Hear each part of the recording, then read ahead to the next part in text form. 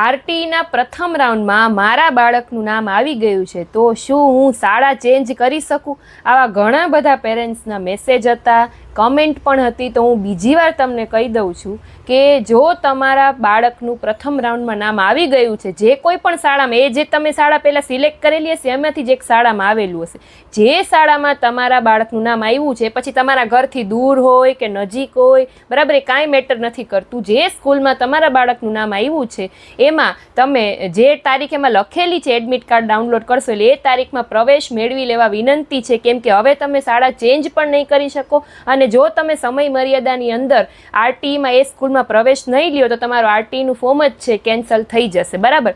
બીજી વાત, ઘણા પેરેન્ટ્સનો એવો મેસેજ છે કે આરટીઈમાં પ્રવેશ લેવા જઈએ છીએ તો અમુક સ્કૂલ છે એ ફી માંગે છે, એમ કે છે કે સરકાર અમને આટલા આપે છે, વધારાના તમારે દેવા પડશે.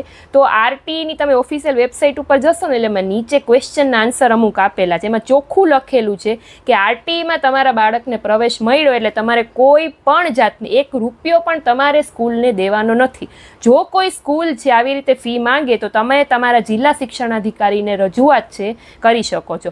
અને હવે તો સરકાર છે એ તમને આરટીઈમાં જે લોકોને પ્રવેશ મળ્યો એ લોકોને પુસ્તકો છે, કપડાં છે, એટલે કે યુનિફોર્મ છે, બૂટ છે, અભ્યાસને લગતી કોઈ પણ બીજી વસ્તુ છે, એના માટે દર વર્ષે 3000 રૂપિયા અલગથી પણ આપે છે, બરાબર. એટલે ખાસ યાદ રાખજો, એક રૂપિયો પણ તમારે સ્કૂલમાં ભરવાનો નથી. હજી બીજા ક્વેશ્ચન એ આવે છે કે બીજો રાઉન્ડ ક્યારે આવશે? તો જો 12 મેના રોજ છે એ પહેલો રાઉન્ડ છે એની પ્રવેશ પ્રક્રિયા પૂર્ણ થઈ જશે. પછી તમારે 15થી લઈને, એટલે કે 12 તારીખ પૂરી થાય એટલે 13થી લઈને 20 તારીખ સુધી તમારે સતત આરટીઈની વેબસાઇટ ચેક કરતું રહેવાનું, બરાબર. એમાં શાળા ફેરબદલી, તમારે તમારા બાળકનું નામ પહેલા રાઉન્ડમાં નથી આવ્યું તો બીજા રાઉન્ડ માટે તમે શાળા ચેન્જ કરી શકશો, જેમાં હવે સીટો ખાલી છે એમાં, બરાબર.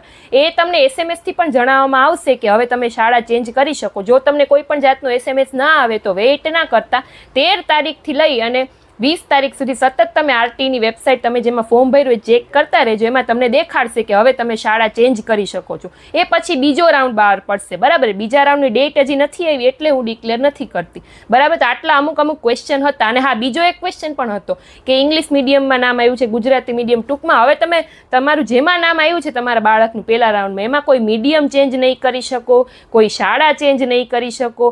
જે કાંઈ પણ છે, જે નામ આવ્યું છે એમાં એડમિશન, જે જરૂરી ડોક્યુમેન્ટ સ્કૂલવાળા કે લઈને પહોંચી જવાને તાત્કાલિક એડમિશન લઈ લેવા વિનંતી. હજી કાંઈ પણ નવા ક્વેશ્ચન હોય તો કમેન્ટમાં જણાવજો, એટલે એના ઉપર વિડીયો બનાવીશ. Thank you.